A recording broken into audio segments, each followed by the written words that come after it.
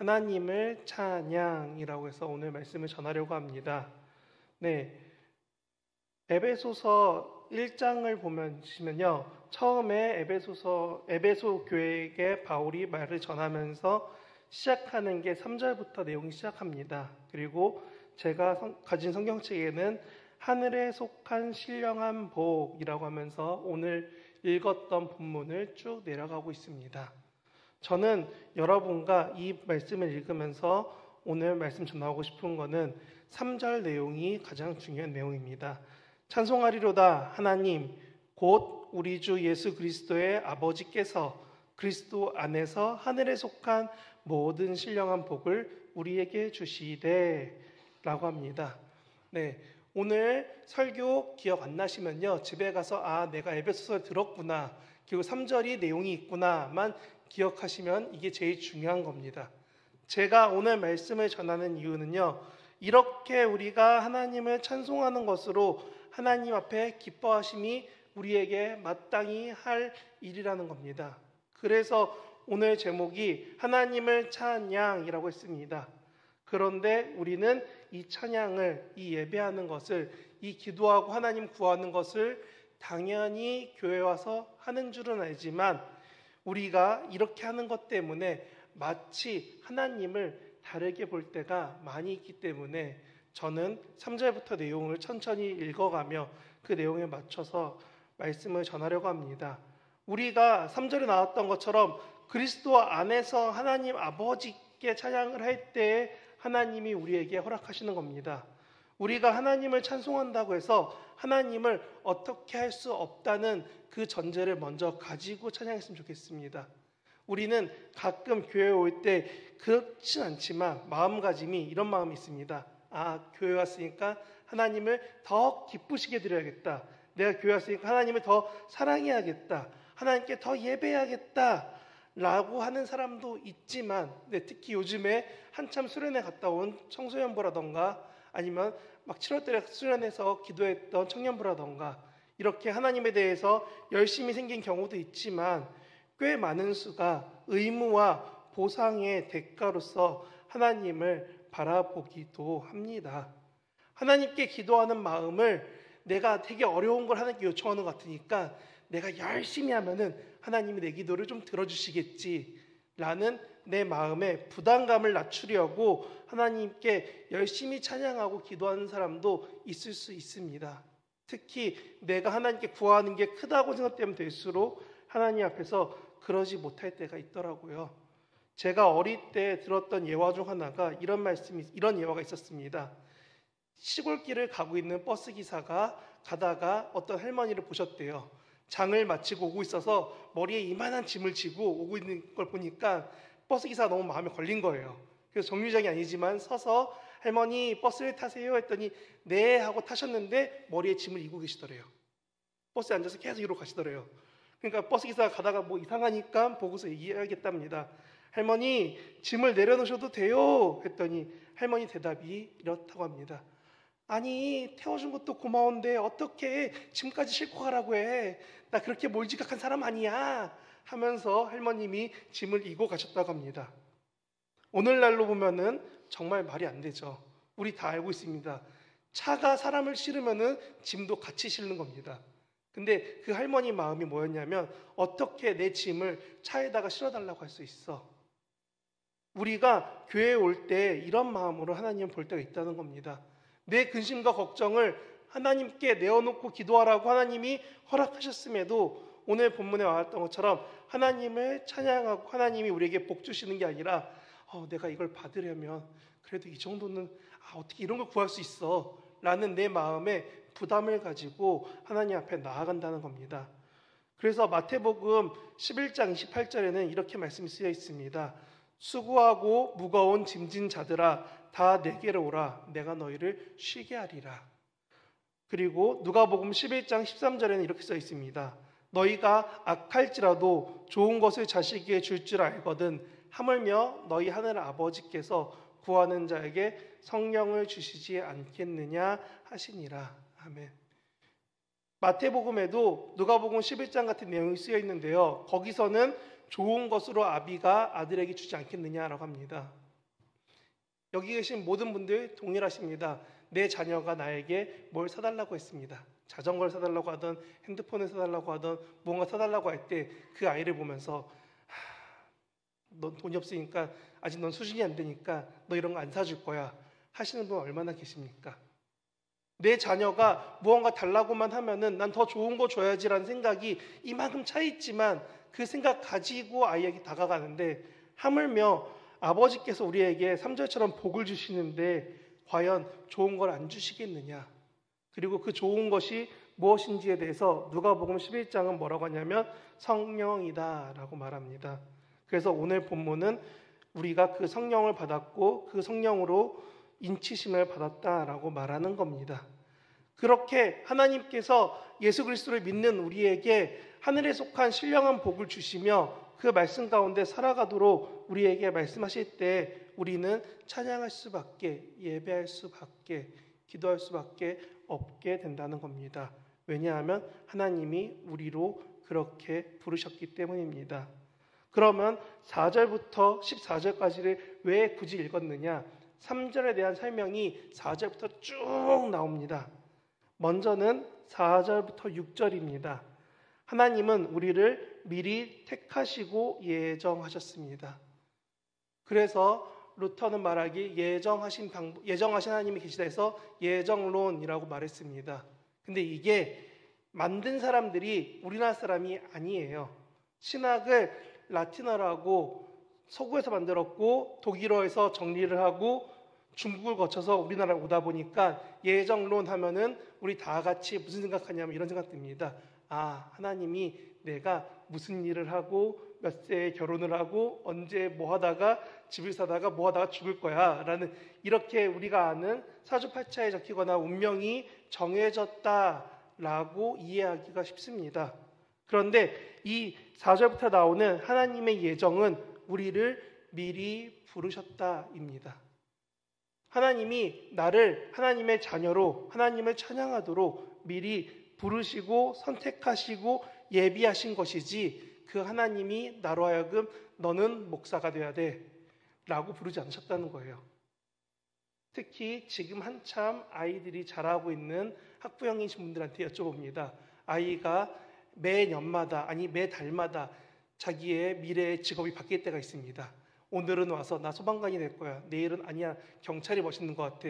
내일은 변호사가 될 거야. 내일은 의사가 될 거야. 우리가 그거를 보면서 아이에게 이러십니까?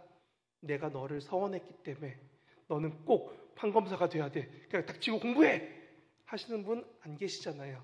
목사님이 아까 오전에 서원 얘기하셨던 것처럼 하나님의 서원은 우리가 하나님 앞에 자녀로 하나님을 예배하기로 하나님을 바라보기로 결정하셨음이 예정이고 그거대로 살겠습니다 하는 서원인 거지 하나님 내가 무엇을 하나님께 드릴게요 이것은 지극히 자녀된 우리가 결정한 거라는 겁니다. 우리 자녀가 그렇게 안 산다고 우리가 화내지 않는 것처럼 하나님은 우리를 선택하셨을 때 자녀로 부르신 거지 너는 꼭 목사가 돼야 돼 라고 부르지 않으셨습니다. 그런데 내가 하나님이 좋고 말씀이 좋고 예배하기 좋고 기도하기 좋으니까 교회에 있으면서 하나님을 닮아가는 거지 꼭 목사가 되거나 꼭 무언가 직업을 통해서 하나님께 영광 돌리는 게 예정이 아니라는 겁니다. 그렇기 때문에 빌립보서 2장 15절은 이렇게 말합니다. 이는 너희가 흠없고 순전하여 어그러지고 거스르는 세대 가운데서 이 세상 가운데서 하나님의 흠없는 자녀로 세상에서 그들 가운데 빛들로 나타내며 살아가기 원하신다고 합니다. 세상 가운데서 우리가 하나님의 자녀로 빛을 내며 살아가기 원하시는 게 예정이고 그렇기 때문에 우리에게 무엇을 주셨느냐? 성령을 주시고 그렇기 때문에 우리로 하나님을 아버지라 부를 수 있게 하시는 겁니다. 우리가 아무나 다 교회에 있는 아무나 잡고 얘기할 수 있잖아요. 하나님이 아버지신가요? 네. 그러면 우리는 다 동일하게 생각합니다. 내 아빠랑 같나? 아이들 같은 경우 특히나 어린이로 갈수록 그런 생각을 쉽게 합니다. 목사님 아빠랑 내 아빠랑 다르잖아요. 라고 아이들도 기억한다는 겁니다. 그런데 우리가 모두가 다 고백할 수 있는 것 하나, 하나님을 아버지로 예수님을 구원자로 부를 수 있게 하십니다. 누가요? 우리 안에 계신 성령님이요. 그렇기 때문에 우리는 자녀로서 무엇을 할까 고민하는 것이지 하나님이 나에게 자녀로 무엇을 하기를 요구하지 않으신다는 겁니다. 내 자녀가 나에게 와서 같이 밥 먹고 시간 보내는 것을 기뻐하시는 부모님이시라면 동일하게 하나님이 나에게 말씀하시는 겁니다. 너가 나의 품 안에서 나를 바라보면서 지내면 안 되겠니? 라고요. 하나님은 그렇게 우리가 하나님 앞에 나와서 하나님을 찾으며 닮아가며 갈망하는 것을 바라시고 원하시는 것입니다. 그러면서 하나님의 기뻐하시는 것, 하나님이 선하고 기뻐하시는 온전하시는 그것을 우리가 지켜가기를, 닮아가기를, 그렇게 살아가기를 하나님이 원하신다는 겁니다. 제가 말씀드린 것처럼 하나님을 아버지라 고백하는 여기에도 벌써 꽤 많은 분들이 앉아 계시잖아요. 우리 각자의 삶을 하나님 아십니다. 그리고 세상에 가면은 하나님의 자녀가 정말 많습니다. 근데 그 중에 굳이 하나님이 나를 택하시고 나로 하여금 부르신 이유는 하나님은 우리 하나하나를 아시며 우리 개개인이 어떻게 하나님을 찬양할 수밖에 없게 하시는지 하나님은 우리 삶을 통해서 간섭하시고 이끄시고 함께 하십니다. 하나님이 우리를 먼저 사랑하시고 우리를 기억하시며 창세기 1장처럼 요한복음 1장처럼 태초부터 하나님이 우리를 선택하셨습니다. 그래서 우리를 예정하셨다는 겁니다. 무엇으로요? 하나님을 바라보도록요. 그렇게 택하심 받았고 이것을 베푸셨기 때문에 우리가 하나님을 예배할 수밖에 없고 기도할 수밖에 없고 하나님을 닮아갈 수밖에 없습니다. 저는 우리가 이런 삶을 살아갈 때 가장 중요한 것이 한 가지인 것 같습니다. 하나님이 우리를 살리시고 구원하실 때 중요한 한 가지, 우리가 하나님 앞에 설 수 있는가 없는가. 6절은 이렇게 말합니다. 우리에게 거저 주신 바 그의 은혜의 영광을 찬송하게 하려 한다라고 말합니다. 우리에게 무엇을 거저 주셨느냐? 내가 죄가 있음에도 하나님이 자녀로 삼아 주셨습니다. 내가 잘못한 게 있어도 하나님이 나를 하나님 앞에 올 수 있게 하셨습니다. 누굴 통해서요? 예수님의 십자가 구원을 통해서요. 그 피와 그 남은 의 때문에 우리가 감히 하나님 앞에 올 수 있습니다. 그래서 6절이 말하는 겁니다. 거저 주시는 은혜라고요. 그리고 이것을 우리는 선물이라고 했습니다. 왜냐하면 내가 어떠함 때문에 주시는 게 아니거든요. 내가 무언가 하나님 앞에 더 오래 기도했으니까, 내가 목사니까, 내가 성경책을 더 많이 읽었으니까, 더 찬양을 많이 화려하게 하고 있으니까 하나님이 기뻐하시는 게 아니라는 겁니다. 우리는 내 자녀가 나와 함께하는 시간만으로 기뻐하듯이 하나님이 나와 함께하심만으로 기뻐할 수 있다는 겁니다. 그럴 때 우리는 7절부터 10절을 보면서 이런 생각을 가지게 됩니다.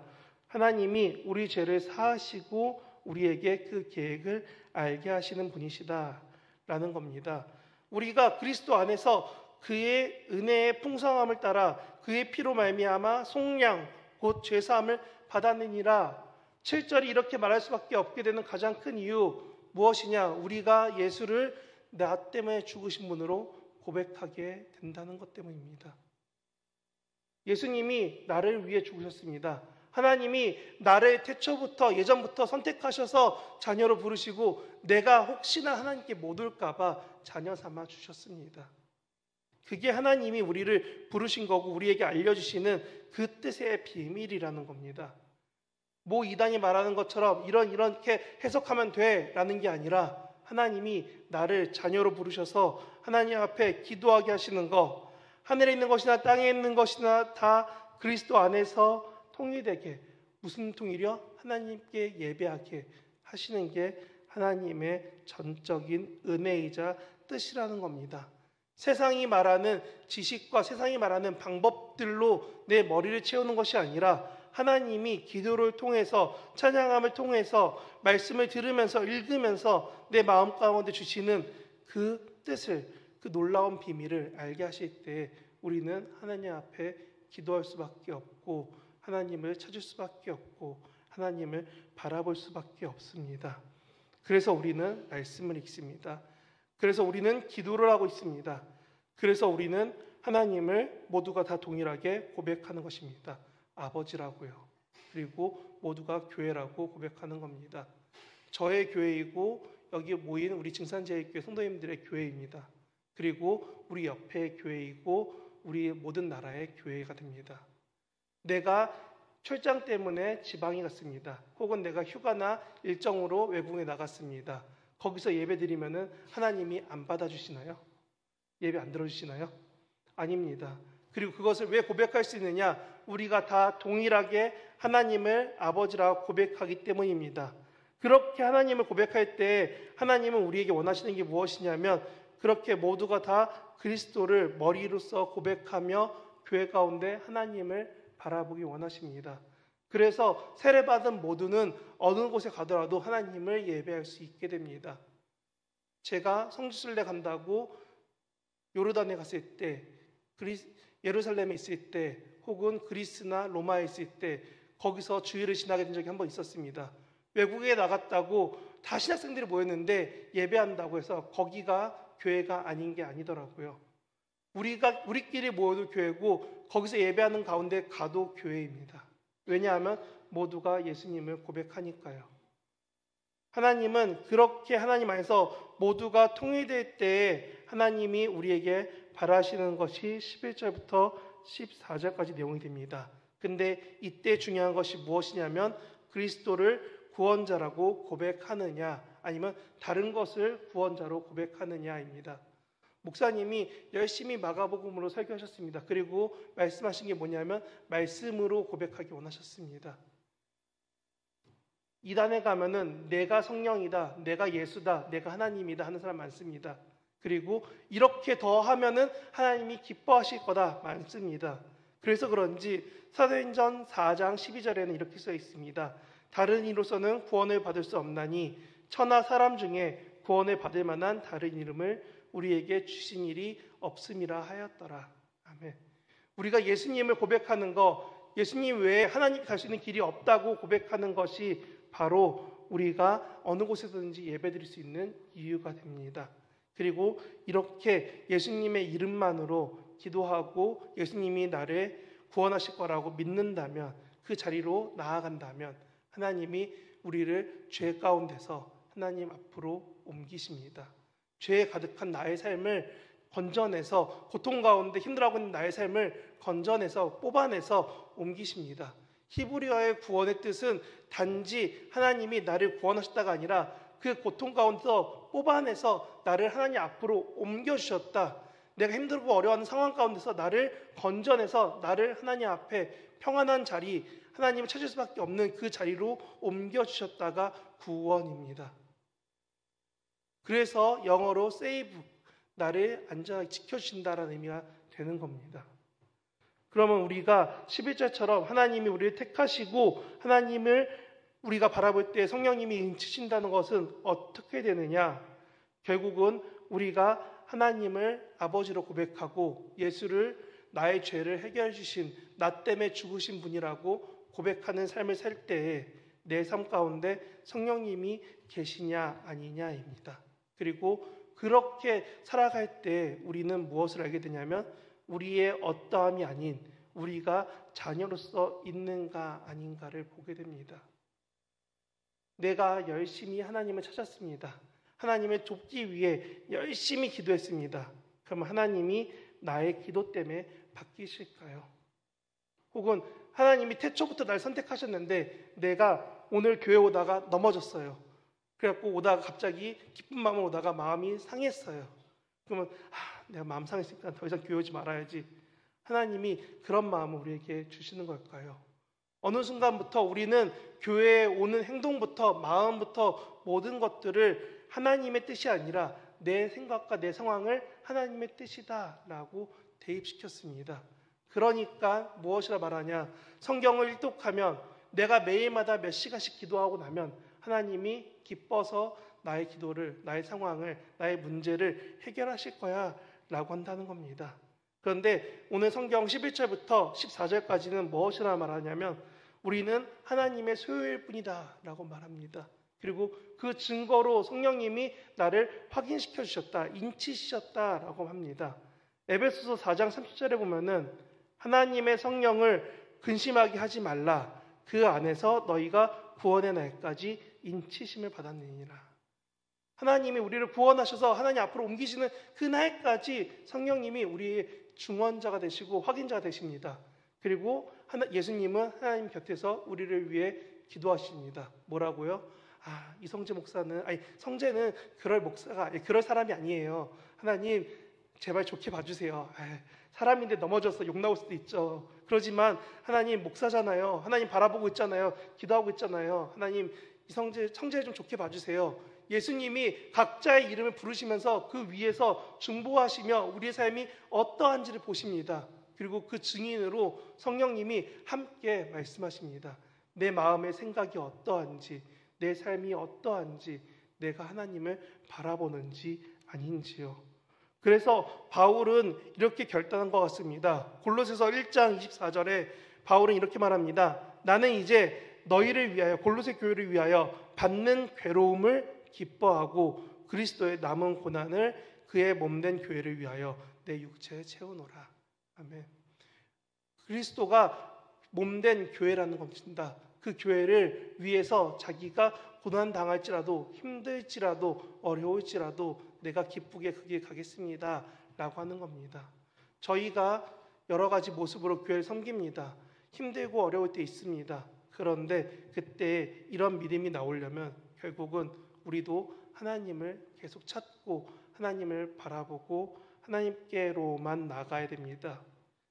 제가 오늘 본문을 설교를 시작하면서 이렇게 말씀드렸습니다. 하나님을 찬양해야 됩니다. 하지만 이 할머니처럼 나도 모르게 하나님 앞에 근심과 걱정은 나올 때가 있습니다 라고 말씀드렸습니다. 그래서 그런지 예수님이 마태복음 6장에서 이렇게 말씀하셨습니다. 6장 23절에 너희 중에 누가 염려함으로 그 키를 한 자라도 더할 수 있겠느냐. 내가 걱정하면 키가 이렇게 자랄 수 있을까요? 이 말씀이 제가 어릴 때, 특히 중학생 때 참 왜곡됐습니다. 하나님, 키 조금만 더, 고등학생 때 더 기도되더라고요. 나도 180 넘고 싶어요 하는 마음으로 기도가 되는데, 말씀이 오늘 말씀 준비하는데 이런 마음 주십니다. 하나님이 내가 어떠함 때문에 바뀌는 분이 아니라고요. 태초부터 계신 하나님은 내가 더 찬양 열심히 잘하고 더 말씀 잘 전한다고 하나님의 영광이 더 커지고 그의 영향력이 더 커지지 않습니다. 그런데 우리를 선택하셨습니다. 뭐라고요? 하나님을 아버지로 하라고요.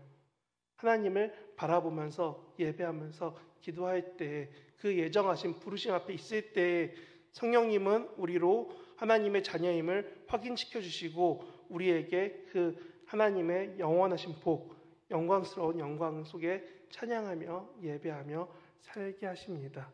그래서 하나님을 아버지라고 고백할 수 있게 됩니다. 아까 저희가 마지막에 불렀던 찬양이 되게 듣기에만 좋습니다. 그래서 앞에 계신 싱어분들이 못 부른 게 아니라 정말 어렵습니다. 혹시 악보를 보신 분들 아시겠지만 악보가 되게 복잡해요. 근데 그 찬양을 굳이 제가 부탁드리고 부르자고 했던 이유는 가사에도 있지만 후렴 때문에 그렇습니다. 가사 혹시 4절 보여줄 수 있으신가요? 지극히 높으신 주 4절 한번 보여주시겠어요? 주가 세우신 교회예요.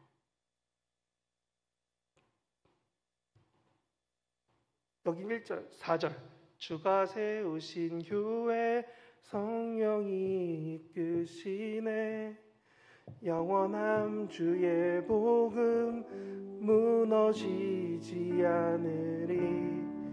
주의 보혈로 인해 나는 자유케 됐네. 예수의 사랑으로 새 생명을 얻었네. 그 다음 가사 이렇게 나옵니다. 찬양하세